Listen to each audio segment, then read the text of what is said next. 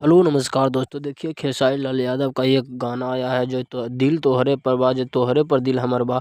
बहुत ही तगड़ा गाना है भाई। डांस मूवी का एक गाना है जिसका टीजर आ गया। टीजर आते ही एकदम भौकाल मचा दिया यूट्यूब पर भाई।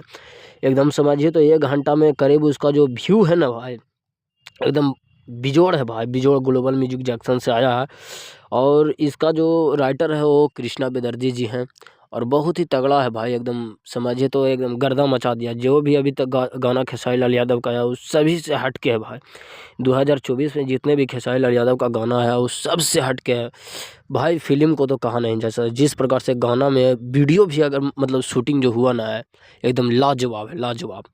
और भाई क्या ही बताएं इसके बारे में। डांस में जो हर पोस्टर में देख ही रहे होंगे खेसारी लाल यादव का। जो भी अगर पोस्टर आ रहा है एकदम फाड़ो, तो सोच सकते हैं कि अभी तत्काल में खेसारी लाल यादव का 2025 बहुत ही बेहतर होने वाला है डांस मूवी के साथ में।